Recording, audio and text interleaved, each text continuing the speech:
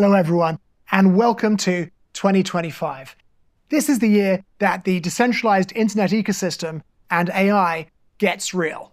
So last year we already saw the internet computer begin to host AI models in the mode of smart contracts, including large language models. And during 2025, we're going to see further increases in performance and in the number of parameters that these models can use. But today, we're going to be talking about the self-writing internet. This is a completely new paradigm where anyone, anywhere in the world, can interact with network intelligence using natural language to build out their own sovereign corner of the internet ecosystem. This new self-writing internet paradigm is going to be tremendously impactful and ultimately change the way tech works. And I believe in 10 years, as a result of the self-writing internet, many things will be completely unrecognizable. Okay, so let's get started.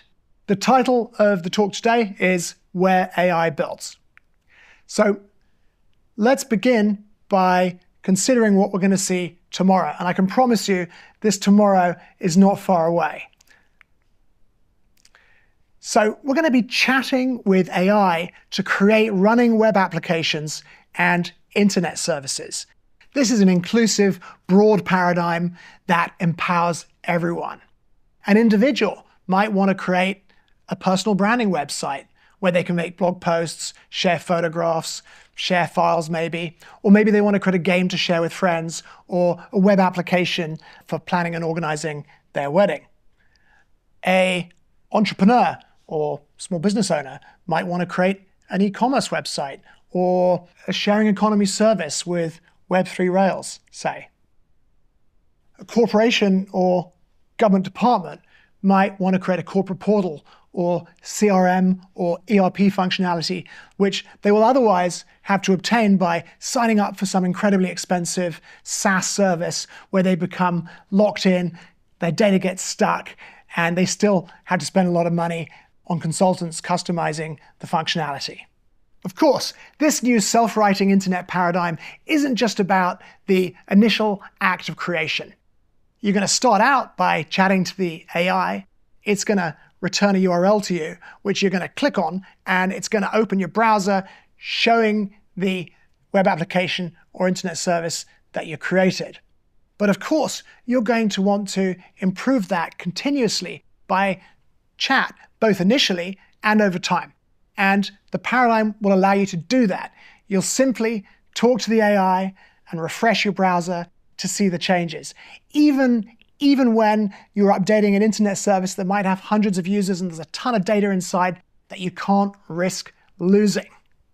So this is a completely new paradigm where we simply describe to create and build out the internet ecosystem in ways that we want. But this new paradigm has been enabled by the confluence of two other paradigms. On the one hand, we have super advanced large language models capable of writing highly sophisticated code.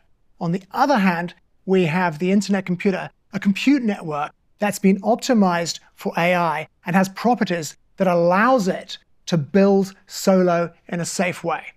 And the result of that is that we can produce applications like Caffeine, which allow us to interact with AI to simply create web applications and internet services through describing what we want. So now we've taken a peek at the future. Let's rewind a little bit and review some of the challenges we would face if we tried to implement the self-writing internet paradigm using traditional IT. So we'll start off by considering the complexity of current IT in the traditional tech stack. So the easiest way to convince yourself that it has unbounded nuance and detail is just to have a look at the sheer volume of technical documentation that exists. It stretches into the hundreds of millions of pages. And this complexity is the reason that IT personnel today spend 95% of their time chasing complexity, focusing on how they build rather than what they build. And it turns out this is not an ideal stack for AI that wants to write code and upgrade running systems in one shot. The next big problem I want to talk about is cyber security. Current IT depends on protection by fallible cybersecurity tech. That means that we use things like firewalls to prevent hackers getting inside our infrastructure and infecting it. But one configuration error, one software patch with malware hiding inside, and ransomware and data exfiltration attacks can succeed. That means we can lose both our systems and our data. Unfortunately, this is an unfixable situation. Current IT involves a paradigm where a stack of software runs directly on silicon. And as it turns out, there is no way to get firm security guarantees with this architecture. So to summarize, there are quite a few problems with having AI building solo on current IT. Firstly, a hack is one hallucination or mistake away, and we have to assume that even the most advanced large language models will make mistakes and suffer hallucinations. So that's really a showstopper. It can't possibly be the situation that we talk to an AI and it updates our web application or internet service in a way that results in it getting hacked. But there are also other major problems which are more subtle. For example, current IT isn't designed to allow web applications and internet services to be upgraded at chat speed. And in addition to that, errors that occur in migration logic can result in data being lost. And that again is a showstopper. Imagine creating a user forum which is used by hundreds of thousands of people and then talking to the AI to add some new features and then all of these old forum posts disappear. That can't happen. Another issue is that current IT installs and admin can be incredibly slow and involve problem ladders, which we've all experienced ourselves in different ways. It might be necessary to upgrade the database on current IT, and then you find that it needs a new library, but the new library only comes with the next version of the operating system, and so on. That's not a chat speed operation. And similarly, current IT is incredibly complex. So when you upgrade something like a web application or an internet service, there are lots of different components that have to be upgraded in a synchronized way. And that's time consuming as well as complex. And it doesn't happen at chat speed. So now we understand the problems involved with having AI build solo on current IT. Let's move on to how Internet Computer Protocol, ICP, makes it possible. So this is the Internet Computer Network's dashboard. It's a big network that is hosted on sovereign hardware run by more than 130 node-providing organizations around the world. Internet Computer Protocol in the public setting creates a permissionless world computer where you can just upload to create and update web applications and internet services. And currently, there are already thousands running, but we believe the self-writing internet paradigm will quickly drive that up into the millions. So ICP addresses tech fragility. This is incredibly important because complex traditional IT is impossible to make reliable, and even its foundations are highly vulnerable. It's built in a centralized way from numerous platform components, and the resulting complexity is a key source of the lack of reliability. It's also vulnerable to cyber attacks and in the future, things like state sabotage. And the problems are in plain sight. This summer, a patch was applied to the CrowdStrike platform software system, and it caused 8.5 million systems to crash and prevented their restart. Back in the day during COVID, an Amazon Web Services data center outage caused the New York subway to stop working. This is a lot for one-shot AI to deal with. The good news is ICP goes much further than fixing fragility. It creates a revolutionary compute stack that is immune to normal cyber attacks, a new kind of unstoppable compute stack that is ideal for one-shot AI. Compute is replicated across distributed hardware using a mathematically secure network protocol within which is hosted a virtual execution environment that holds a cloud computing environment. This is a revolutionary approach that is a departure from the paradigm of current IT, where you have a stack of software running directly on the silicon. This mathematical network protocol has a property known as Byzantine fault tolerance. This means that even if an attacker gains physical control over some of the hardware involved, although that might enable them to steal data, it will not enable them under any circumstances to break the network or corrupt data of any of the web applications or internet services that it hosts. This is the beginning of a compute revolution, and it's also the perfect platform for AI to build on. In this revolutionary new internet compute stack, the complexities relating to failover and cybersecurity are gone. You just upload serverless code and go. And this serverless code is highly abstracted logic, but it's all that you need to create and update apps. So AI can code, upload the code to the internet computer, and then a couple of minutes later, max, the new experience can materialize. And these apps and internet services are tamper-proof, so there's no need for the AI to manage cybersecurity measures. And they're unstoppable, so there's no need for the AI to measure failover and backup. ICP goes further still. It introduces a new compute paradigm called orthogonal persistence that really reimagines compute itself. With this paradigm, data and logic are very much the same. When only abstract logic remains, then we define what rather than chasing how, and this is ideal for AI.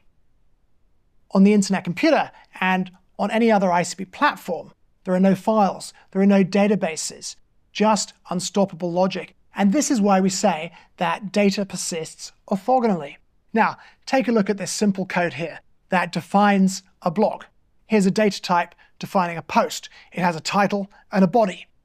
Below that is a declaration of an array of posts. This declaration is all that's necessary to have the blog maintain its list of posts. Now, compare that to traditional IT, where in order to persist the blog posts, you'd have to marshal them in and out of a database server. This is quite literally orders of magnitude more simple. And this again is very good for one-shot AI. Now we get to some of the real secret sauce that allows AI to build solo on internet computer protocol stacks. AI needs to update apps at chat speed, and ICP makes this possible by allowing code to efficiently morph memory during upgrades. But there's more. Domain-specific languages like Motoko, which are optimized for AI, leverage ICP features to ensure that during these data migrations, during upgrades, no data can be lost. It's called loss-safe data migration. So rewinding to our example, here's our initial definition of a blog post. It's just a title and a body.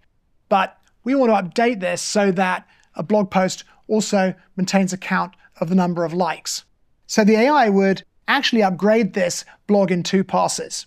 In the first pass, it would update the original definition of a blog post to add the likes field. In the second pass, it would write a migration file describing the logic that would update the old format blog posts into the new format blog posts. Now, what's super cool is that this will not compile or install on the network if it would result in data loss. And in fact, the updated code would be checked against the currently deployed code to make sure it's just not possible for something to get lost. And hopefully from these last few slides, you're getting a sense of what I was talking about at the start of this presentation about the confluence of advanced large language models that can write code with compute platforms that are designed to enable AI to build solo. Okay, so where does this take us? In the future, the self-writing internet paradigm will enable us to create web applications and internet services at tiny cost and with massive speed. Here I've suggested 1% of the cost and 100x speed up. This sounds extreme, but I can tell you, in my own experiences with this technology so far, I think it's realistic. And these applications will be scalable, efficient, interoperable. They'll support Web3. You'll be able to create new AI from AI. And of course, it'll all be decentralized and sovereign. This is the new paradigm. And this is what I believe is going to change tech forever. And now we're going to talk about the elephant in the room, which a lot of people have expressed concern about. What does the self-writing internet paradigm mean for the millions of software engineers and designers around the world? Well, I believe that it's going to result in more growth and more employment. First of all, the self-writing internet paradigm will empower 8 billion non-technical people to create web applications and internet services. Some of those, of course, will enter roles in tech, become prompt engineers. Some of them will even become tech entrepreneurs, and others will join new online communities. As the result of their activities, we are going to see millions and millions of new web applications and internet services being created. And inevitably, some of their owners will require professional human assistance. And that will mean, in my view, more work for software engineers, user experience designers, and growth hackers. So the future is bright, and it involves the self-writing internet paradigm and Internet Computer Protocol, the most sophisticated network protocol ever engineered by a mile. Democratize, decentralize with advanced technology. I worked for the DFINITY Foundation, which is designed as a NASA for decentralization, and we bootstrapped ICP technology through more than 1,000 person-years of R&D effort. Our mission is to make compute secure and unstoppable and enable AI. So, thank you for listening. If you'd like to get more updates from me, follow me on X and feel free to get in touch with the foundation. Thanks again, and bye for now.